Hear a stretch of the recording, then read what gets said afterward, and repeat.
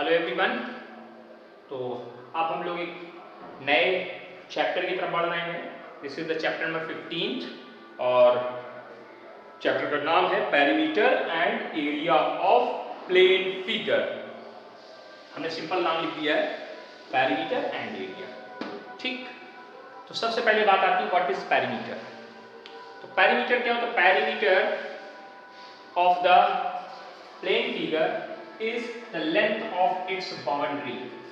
इस बाउंड्री, ये देखिए, ये जैसे मान लीजिए आपके पास एक प्लेन फिगर है, तो इसकी बाउंड्री की जो लेंथ है उसको पेरीमीटर बोलते हैं। जैसे ऐसे कोई प्लेन फिगर बना हुआ है इस तरह से, इसकी जो बाउंड्री की लेंथ है उसे बोलेंगे क्या?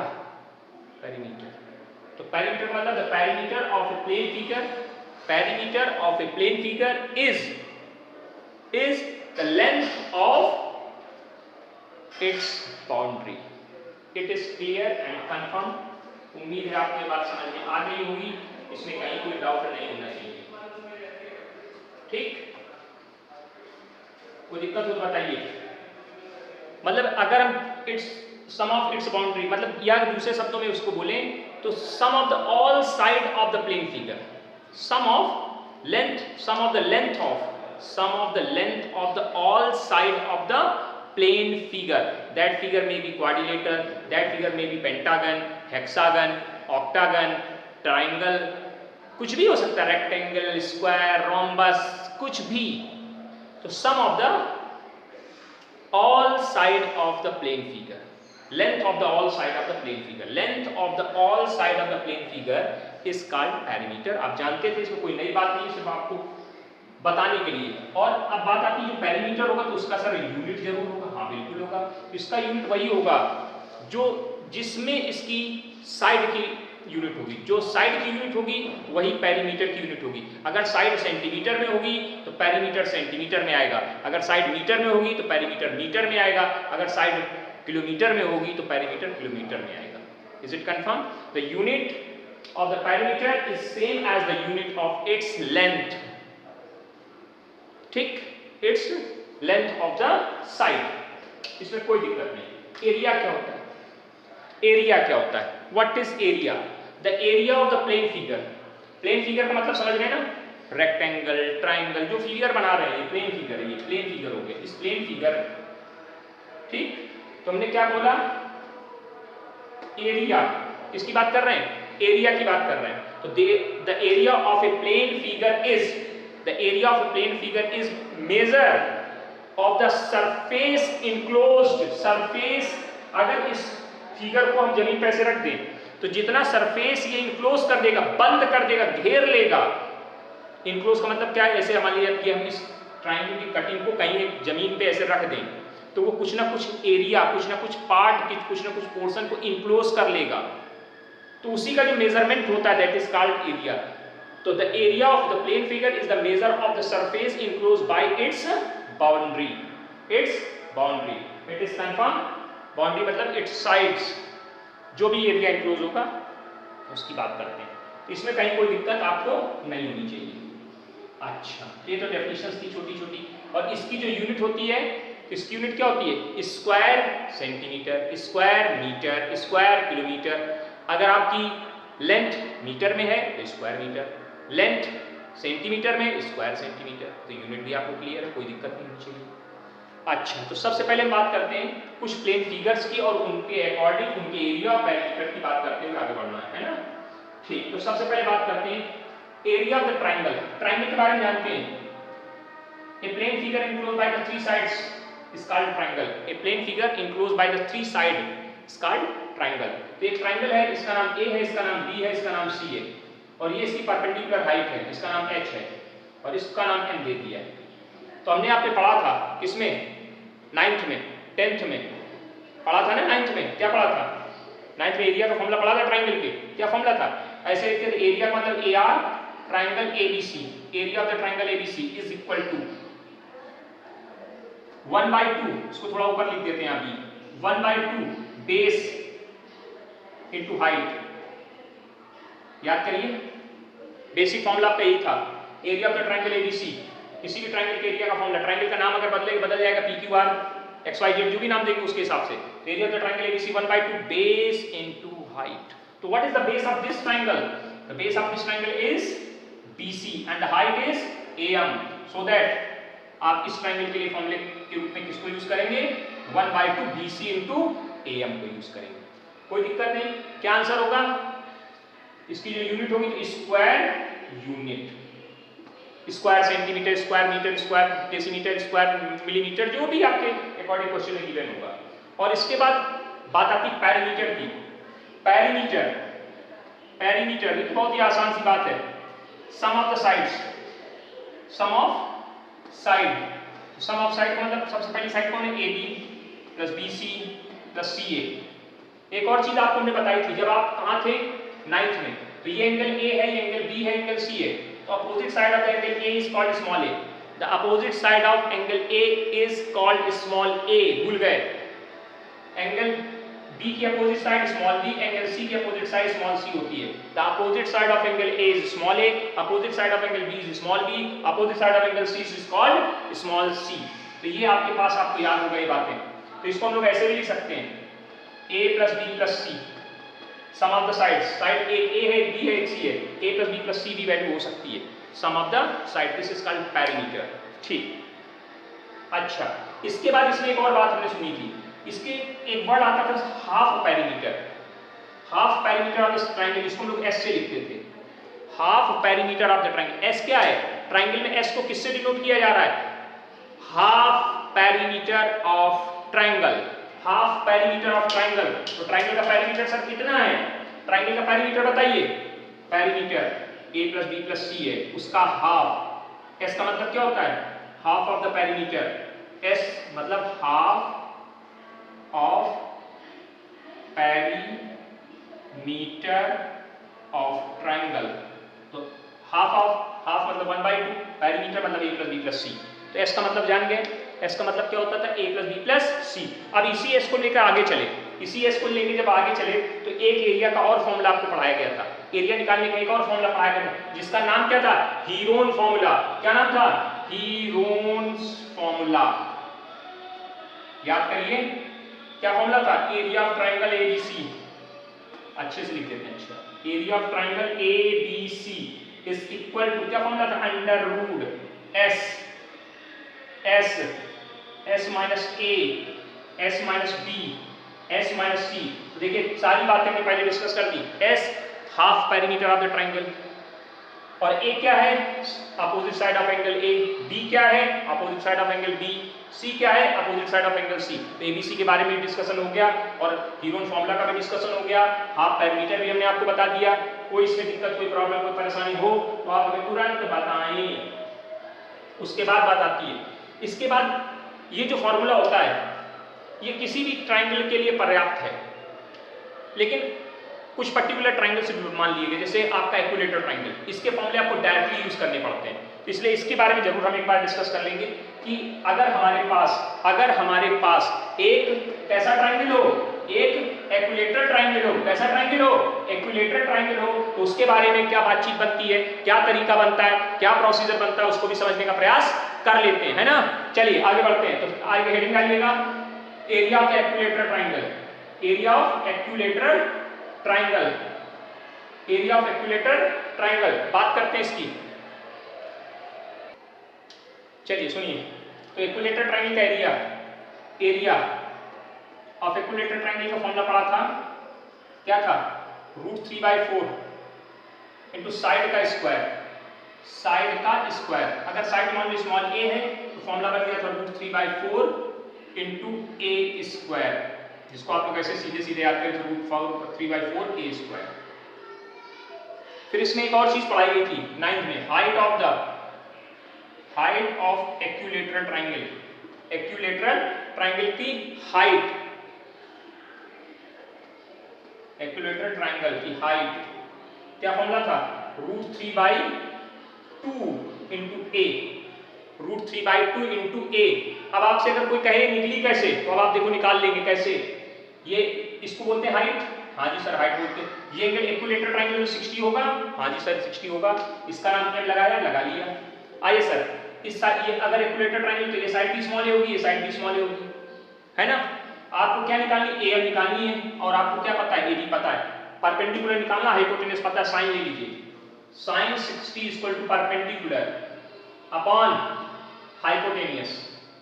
परपेंडिकुलर कौन है, √3/2 है, मतलब सॉरी साइन 30 वैल्यू कितनी है, √3/2। याद करवाइए, पढ़ाइए, समझाइए, दिखाइए, ट्रिग्नोमेट्री सीख चुके हैं अब आप, है ना। हाँ, एम लिखी रही, एडी की वैल्यू कितनी है, एडी की वैल्यू स्मॉल ए, इसको इधर भेज दिया, एम इक्वल टू कितनी निकल आई, √3/2 इनटू ए। तो अब आपके पास प्रोसीजर दिया गया। अगर आप भूल जाए फॉर्मूला कि height of the equilateral triangle क्या है, तो ट्रिग्नोमेट्री यूज करना, height of the equilateral triangle निकल के बाहर आ जाएगी, है ना। अब किसी का मन करे सर हम ऐसे नहीं लगाएंगे, हम ऐसे लगाएंगे। ये परपेंडिकुलर ड्रॉप किया, हाँ जी ड्रॉप किया, ये पूरी ए थी सर, ये a/2 हो जाएगी, कोई बात नहीं, a/2 हो जाएगी। कॉस ले लीजिए sir, cos 60 equal to perpendicular upon base, base कौन होगा, am, सॉरी bm।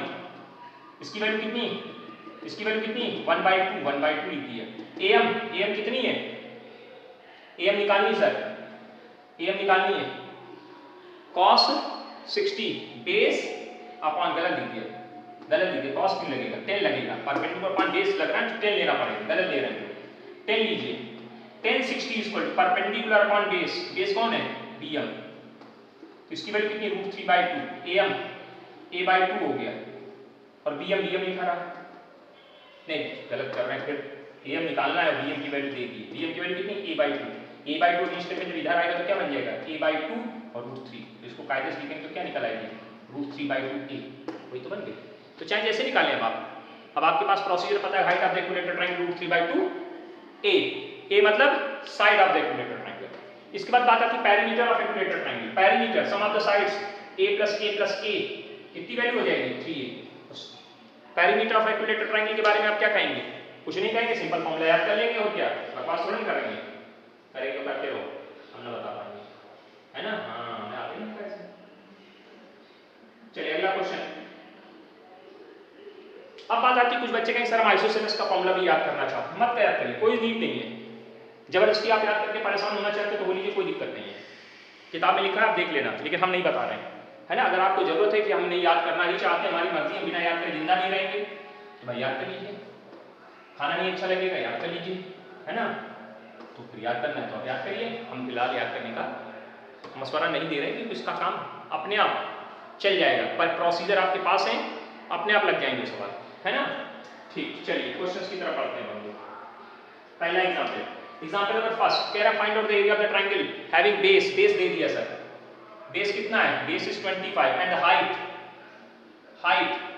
के बारे में जानते हैं ना, हाइट इज 10.8। पूछा है एरिया ऑफ ट्रायंगल एबीसी, क्या फॉर्मूला होता है, 1/2 बेस इनटू हाइट।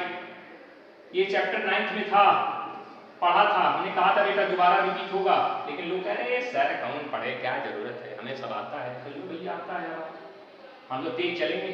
25 को 100, 25 5 125, 125 को 10 35, 135 स्क्वायर सेंटीमीटर। बात समझ में आई, इसको आगे बहुत अच्छी बात, इसको नहीं आई और अच्छी बात। हाँ चलिए अगला एग्जाम्पल नंबर 2, पहला खत्म। इस चैप्टर को बहुत तेजी से खींचा जाएगा, क्योंकि इस चैप्टर में कोई बहुत ज्यादा चीजें नहीं है, और लगभग आपकी चीजें पड़ी हुई हैं, इसलिए हम थोड़ा तेज चलेंगे, स्पीड में चलेंगे। जिनको लगे तेज चल रहे हैं, वीडियो की स्पीड को स्लो करें, आराम से देखें, धीरे धीरे देखें, 2 दिन 3 दिन 4 5 दिन तक देखें, ठीक, स्लो चलते हैं। लिखा है the base of the triangular field, the base of the triangular field is 3 times it's altitude. बहुत बढ़िया, क्या बोल रहे हैं, the base of the triangular field is 3 times of its altitude. What is the altitude, this is called altitude.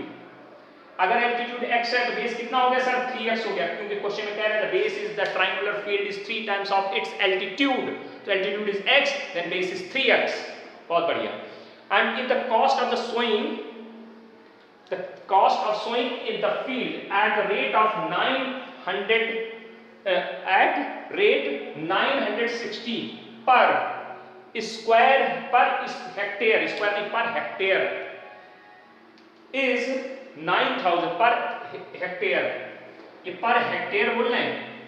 अब hectare की value अब देखो, 9th में अगर याद होगा तो आपको हेक्टेयर के बारे में बताया गया होगा कि हेक्टेयर कितने स्क्वायर मीटर के बराबर होता है, याद करिए। हाँ, और कितनी कॉस्ट दी गई है, कॉस्ट जो लगी है, कॉस्ट मतलब कितनी कॉस्ट लग गई उसमें, इतनी कॉस्ट आपकी खर्च करनी पड़ी है। मतलब 960 रुपए पर हेक्टेयर के अकॉर्डिंग आपको 12,960 रुपए फील्ड को सोइंग कराने के लिए दिया गया है, देना पड़ा है। तो एक बात बताइए, आपने पढ़ा था 9th में एरिया निकालना पड़ेगा। Area is equal to total cost upon rate. किस रेट से आप उसमें काम करवा रहे हैं? तो टोटल कॉस्ट है 12960 अपॉन 960। इस हिसाब से आपने उसमें काम करवाया है। इसको जरा इसमें डिवाइड कराइए। जब इसको डिवाइड कराएंगे तो वैल्यू आएगी 26 अपॉन 2। 0 से 0 काट देना, कट जाएगा। 48 से डिवाइड करना, ऊपर वाला नीचे वाला कट कुटा के वैल्यू देगा। हमने डायरेक्ट लिख दिया, आप देख लीजिएगा। 27 आएगा, 27 आएगा, 26 आएगा गड़बड़ हो जाएगा। 27 तो कन्वर्ट होगा तो 13.5 हेक्टेयर। अब आइए सर, हेक्टेयर को कन्वर्ट करिए स्क्वायर मीटर में। तो आपको पढ़ाया गया था 1 हेक्टेयर में कितने स्क्वायर मीटर होते हैं? 1 हेक्टेयर में 10,000 स्क्वायर मीटर होते हैं। कितने मीटर होते हैं? 10,000, यानी 4 जीरो। तो वैल्यू आएगी 1350000। 4 जीरो लिखेंगे, ये लगाएंगे पॉइंट हट जाएगा, तो वैल्यू आएगी 1350000 metre square. This is your area. आपके पास एरिया आ गया सर। अब पूछा क्या है? कह रहे पूछा find its base and height. तो आइए जरा हम अपने हिसाब से फॉर्मूला लिखते हैं। Area of triangle ABC is equal to 1/2 base into height. ठीक, चलिए बेस कितना है? 1/2। बेस कितना है? 3x। हाइट कितनी है? x। हाइट पूरा लिख देंगे, कहेंगे काली देना चाहिए, है ना? तो ये वैल्यू कितनी बन जाएगी? 3x²/2। ये हमारे हिसाब से एरिया है, ये अकॉर्डिंग टू क्वेश्चन एरिया है। दोनों एरिया आपस में बराबर कर दीजिए। Hence 135,000 is equal to 3x²/2। Check करिए, काटना है काट डालिए। 45 बार कटेगा ये, 45,000। इसका इसके साथ गुणा होगा तो 9,000, 4 जीरो, x²। तो x² कितना आ जाएगा? 300। यानी एल्टीट्यूड इज 300। क्या होगा? एल्टीट्यूड जो x है, x की वैल्यू कितनी है? 300। और बेस कौन है? 3x है, तो 3 × 300 वैल्यू कितनी हो जाएगी? 900। कैलकुलेशन कर लीजिएगा बेटा। क्वेश्चन वही पुराने, वही पैटर्न, वही तरीका, वही सलीका, बस कलाकारी करते हुए आगे बढ़ते चले जाना है। चलिए आगे बढ़ते हैं।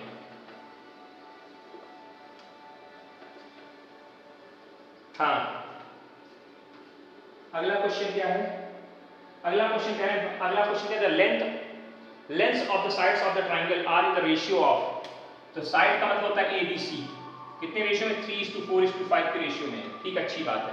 And its perimeter. पेरीमीटर मतलब पेरीमीटर कह रहे 144 जो भी लिखा है, ठीक है, अच्छी बात है। तो कह रहे find its area and height of the corresponding side, मतलब length of the corresponding side of the triangle. Triangle की जो करस्पॉन्डिंग, नहीं कुछ अलग पढ़ दिया। द हाइट, हाँ हाइट पूछा है, corresponding to the longest side. और बढ़िया, 2-3 क्वेश्चन इसमें एक साथ इन्होंने दे दिया हमको। 2-3 क्वेश्चन एक साथ इन्होंने हमको पकड़ा दिए। चलो प्रयास करते हैं। चलिए प्रयास करते हैं। सबसे पहले इसका मतलब क्या होगा?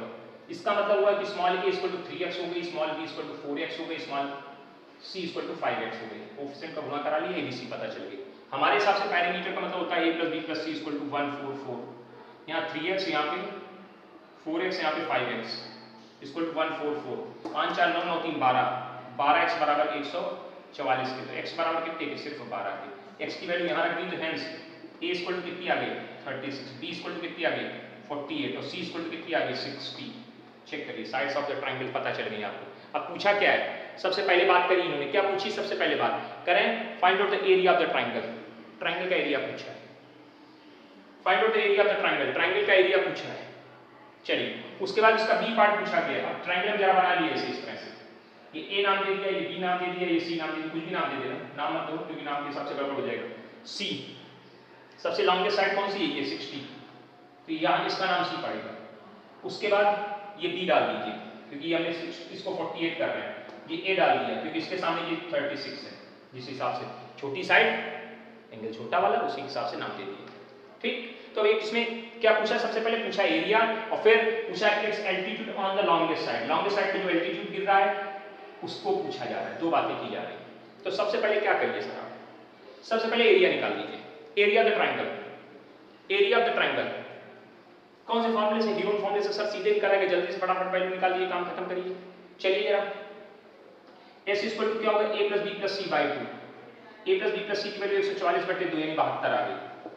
हीरोन फॉर्मूला लगाया एरिया ऑफ ट्राइंगल ABC के नाम से, क्या वैल्यू आएगी, under root S, S minus A, S minus B, S minus C, यहाँ वैल्यू कितनी है 72, यहाँ कितना है 72 माइनस 36, 72 माइनस 48 और 72 माइनस 60, चेक करिए, कैलकुलेशन करिए, इसको लिख सकते हैं 72, इसको लिख सकते हैं 36, इसको लिख सकते हैं घटाएंगे 24 और इसको घटाएंगे 12, थोड़ा ताड़ी कर दीजिए जरा जरा जरा जल्दी जल्दी, ध्यान से देखना, इसको लिख सकते हैं 12 गुणे 6 और 36 को 6 गुणे 6 और 24 को 12 गुणे नहीं 4 गुणे 6 और इसको 12, देखिए 12 से 12 बाहर आ जाएगा, हाँ आ जाएगा 6 कई बार 4 बार, तो 2 बार 6 बाहर आ जाएगा और 4 से 2 बाहर आ जाएगा, गुणा करा लीजिए, गुणा करा लीजिए, वैल्यू दे दीजिए, क्या आ जाएगा आंसर, ये किसका एरिया निकल आएगा, क्या निकल आएगा, ट्रायंगल का आपका एरिया आ जाएगा। कैलकुलेशन कर लेंगे ना, कि करें हम, करना पड़ेगा, चलिए कर देते हैं।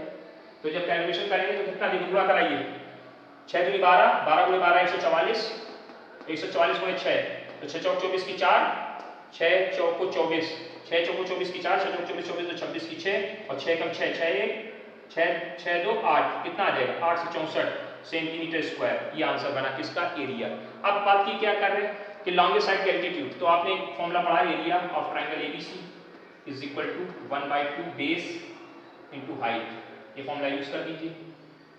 एरिया आप निकाल चुके, कितना है 864, 1/2 बेस कितना है 60, हाइट निकालनी h, कैलकुलेशन कर दीजिए, 60 से वैल्यू आप बाहर निकाल के फेंक देंगे कि नहीं फेंक देंगे, इसको इधर भेज दीजिएगा, 2 से इसको काटेंगे 30 हो जाएगा, तो h इक्वल टू कितना आ जाएगा 864/30, डिवाइड कर पूरा देना और वैल्यू आंसर कर देना, 28.8 आ जाएगी आंसर सर, हमें दिख रहा है सामने, हमने लिख दिया है, तो हमारे पास आंसर सीट है।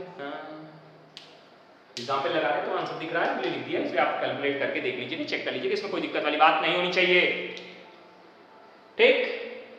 हाँ,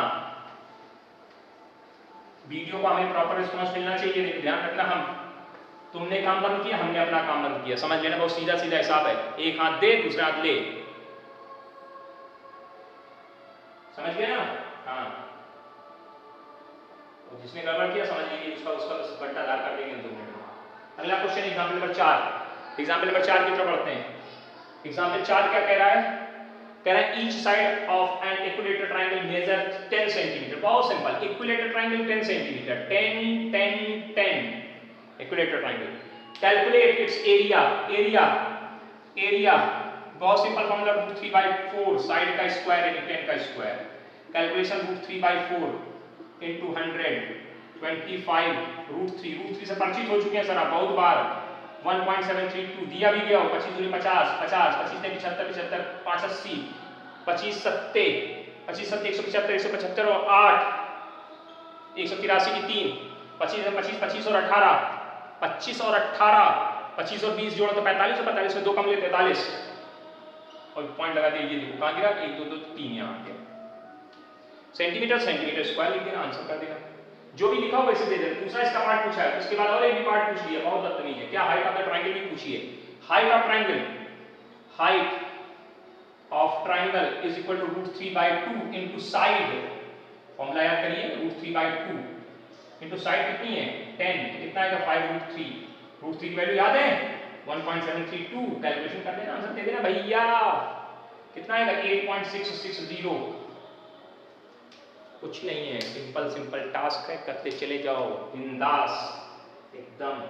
अगले एग्जांपल की तरफ पढ़ते हैं, height of the equilateral triangle is, इस बार हाइट लिख के फाइंड इट्स एरिया, बहुत बढ़िया, सुंदर, अति सुंदर, यहां से आइए sir, height of equilateral triangle हमारे पास फॉर्मूला होता है √3/2 इनटू साइड, तो हाइट कितनी दे दी, हाइट दे दी सर 15, हमने कहा ठीक, √3/2 इक्वल टू साइड, ऐसे लिखा रहा, यहां पे आ जाएगा साइड इक्वल टू कितना बन जाएगा, इसको इधर भेजेंगे तो 15 दूनी 30 हो जाएगा, 5√3 हो जाएगा, √3 से 30 को काटेंगे 10√3 वैल्यू आएगी, √3 की वैल्यू आपको याद होगी 1.73 नहीं रखेंगे, क्योंकि हमें तो एरिया निकालना है ना, एरिया तो स्क्वायर हो जाएगा। एरिया ऑफ ट्रायंगल क्या होता है? √3/4 साइड का स्क्वायर √3/4 साइड कितनी है? 10√3 स्क्वायर करिए √3/4 स्क्वायर करिए 100 × 3 कटा 25 बार 25 ने 75 गुने √3 अब वैल्यू रख दीजिए √3 की कितनी 1.732 एंड कैलकुलेट कर दीजिए गेट द आंसर। हो जाएगा? उम्मीद करते हैं हो जाएगा। कितने सवाल बताए? 5 एक्सरसाइज के 5 ही सवाल आप लगा लेंगे, हमको वापस भेज देंगे। पहले पूरे 5 एग्जाम्पल, पूरे एक्सरसाइज के 5 सवाल कंप्लीट करते चलें, साथ साथ चलें, जल्दी खत्म करें। Okay, thank you.